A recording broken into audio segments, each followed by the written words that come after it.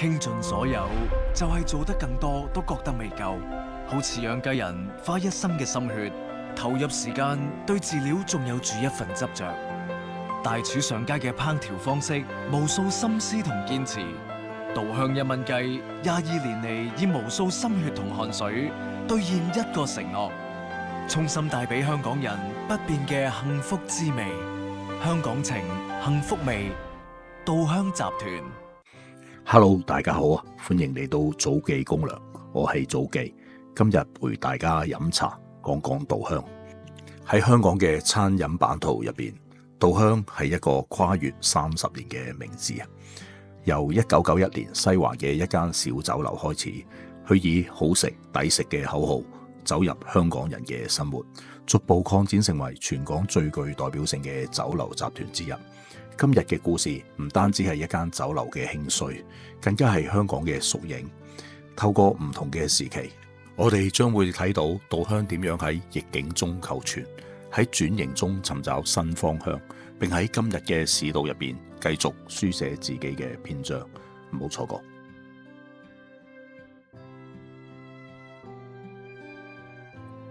1991年，創辦人鍾偉平博士喺香港西環開設咗第一間嘅稻香酒樓。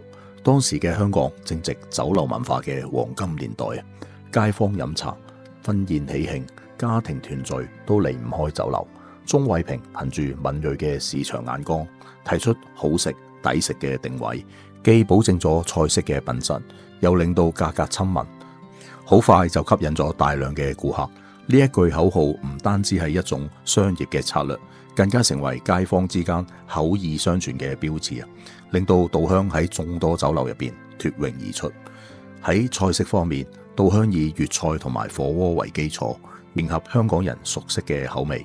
呢一種雙重定位，令稻香喺短短幾年之內建立起穩固嘅顧客群。喺呢一段創立期入邊，稻香為日後嘅擴張打好咗基礎。鍾偉平嘅堅持同埋創新，令稻香喺香港餐飲市場入邊逐步建立口碑，成為90年代初期最具代表性嘅大眾酒樓之一。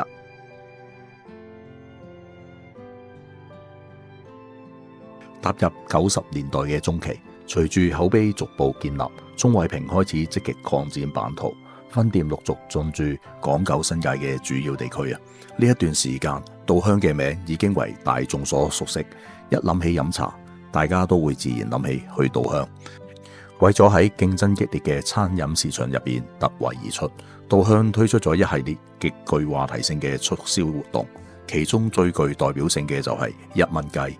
只需要象徵性嘅1蚊就可以享用一隻白切雞，呢一種大膽嘅推廣策略，好快引起咗全城熱議。媒體亦都爭相報道，稻香嘅形象因而更加鮮明啊！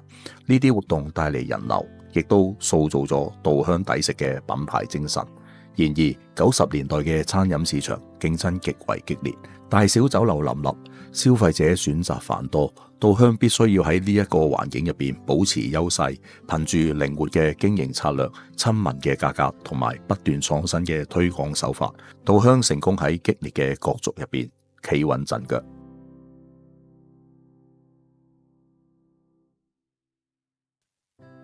嚟到千禧年，香港餐飲業喺亞洲金融風暴嘅陰影下邊掙扎，消費力下降，酒樓生意普遍受壓，好多餐飲品牌陷入困境。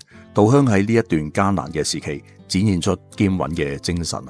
一方面保持好食抵食嘅核心定位，另一方面不斷推出促銷同埋創新嘅菜式，吸引顧客回流。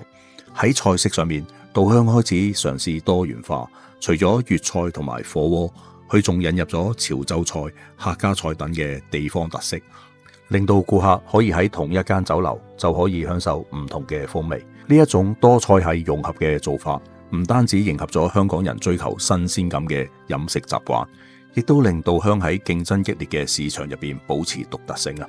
婚宴市場成為呢一段時期稻香嘅支柱，即使係經濟環境不佳，婚宴同埋大型家庭聚會喺當時仍有需求。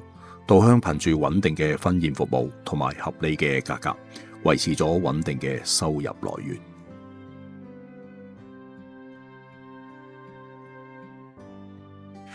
進入21世紀嘅中段，稻香已經唔再滿足於大眾酒樓嘅定位。鍾偉平帶領集團走向多品牌策略，正式展開新一輪嘅擴張。除咗原有嘅稻香酒樓，旗下陸續誕生咗稻香超級漁港、迎喜大酒樓等嘅品牌，針對唔同消費嘅群體，由婚宴市場去到家庭聚餐，甚至係高端宴會都有。呢一種多元化嘅經營方式，令到稻香喺香港餐飲市場入邊形成咗完整嘅品牌規模。2007年，稻香控股有限公司成功咁喺香港交易所上市，標誌住佢由家族式嘅經營正式邁向資本市場。上市唔單止帶嚟資金嘅支持，更加提升咗稻香嘅知名度同埋公信力，令到佢成為香港餐飲業嘅代表之一。呢個時候，稻香嘅分店數量突破50間，遍佈港九新界嘅主要地區。無論係市中心嘅繁華地段，或者係新界嘅住宅社區，都可以見到稻香嘅招牌。佢嘅存在幾乎成為咗香港人日常嘅一部分。同時，稻香亦都開始進軍內地市場，首批分店開喺廣州同埋深圳。呢一個係香港餐飲品牌跨境發展嘅重要一步。稻香希望將好食抵食嘅精神帶到更加廣闊嘅華南市場。到咗2007年，稻香已經唔單止係一個酒樓嘅品牌，而係香港餐飲集團嘅代表。佢嘅擴張期既係商業上面嘅成功，亦都係香港飲食文化走向集團化、資本化嘅一個縮影。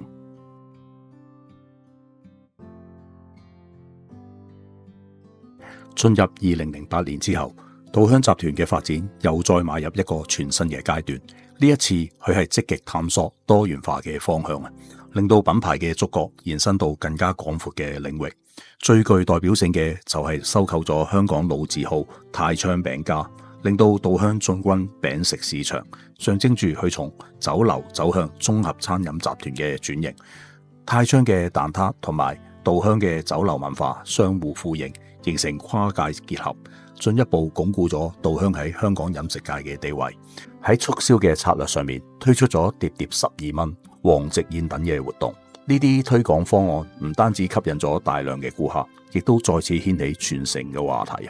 除咗商業擴張，稻香亦都開始着力於文化建設。集團建立咗飲食文化博物館，展示香港飲食嘅歷史同埋演變，並推廣飲食嘅教育。同時，稻香同埋職業訓練局合作成立咗稻苗學院，培育餐飲嘅人才，既為集團自身儲備人力，亦都為香港餐飲業嘅未來發展提供支持。喺呢段期間，稻香嘅營業額突破咗40億嘅港元，達到事業上面嘅高峰。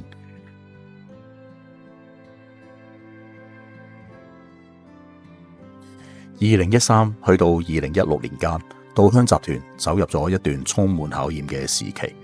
曾經以好食抵食深入人心嘅品牌，開始面對嚟自內外嘅多重挑戰，經營嘅壓力同埋市場競爭加劇，令到集團內部承受沉重負擔。香港餐飲業喺呢一段時間競爭白熱化，大小酒樓、連鎖餐廳紛紛推出新策略，稻香必須喺維持規模同埋保持特色之間尋找平衡。喺內地市場嘅擴張亦都遇到樽頸，雖然早前已經進軍廣州、深圳，但係要喺龐大嘅中國餐飲市場站穩陣腳並唔容易。消費習慣差異、品牌認知不足，加上本地競爭者眾多，令到稻香嘅內地發展未能如預期般順利。另一方面，香港餐飲業嘅成本不斷上升，尤其係租金同埋人工開支，令到利潤空間受到嚴重壓縮。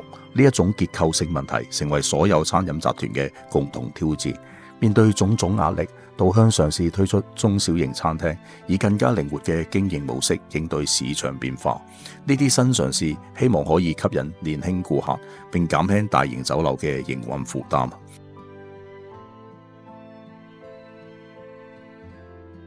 經歷咗重重壓力之後，稻香喺2017去到2019年間進入咗一個調整期。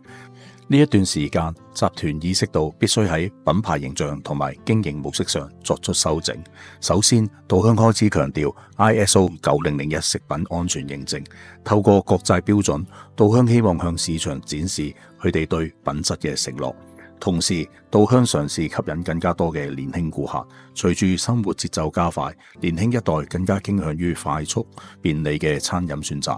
稻香喺保持傳統酒樓文化嘅同時，探索新嘅餐飲模式，期望可以打開另一個嘅消費群體。然而，婚宴市場喺呢一段時間逐漸萎縮，香港社會結婚率下降，加上年輕人對婚宴形式嘅改變，令到傳統酒樓婚宴嘅需求不如以往。稻香必須尋找新嘅定位，唔可以再單靠婚宴嚟支撐集團嘅核心收入啦。分店數目喺呢一段時間維持喺80間左右，顯示出集團喺擴張上面趨於謹慎。與其盲目增加分店，稻香更加注重點樣提升現有分店嘅營運效率同埋品牌價值。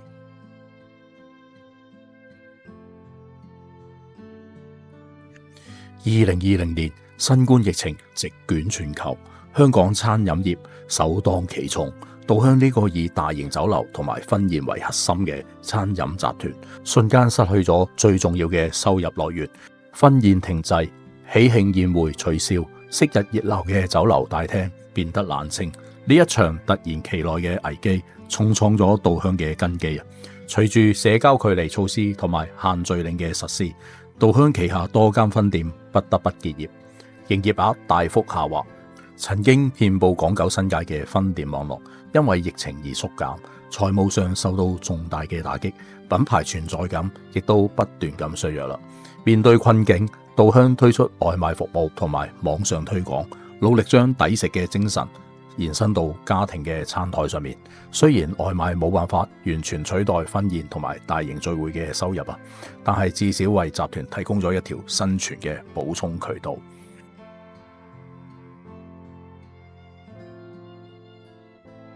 隨住疫情逐步緩和，稻香喺2022年開始走向轉型。喺定位上，稻香唔再依賴大型婚宴，而係強調小型宴會市場。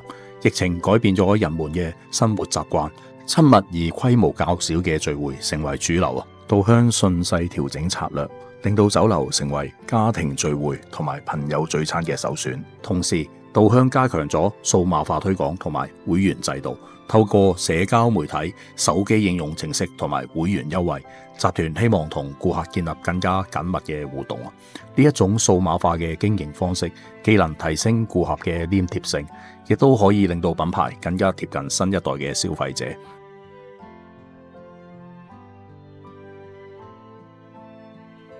2025年，香港嘅餐飲市場，兩餸飯已經成為咗港人嘅日常啊！從小店到大型餐飲集團，都紛紛投入呢一場兩餸飯戰爭。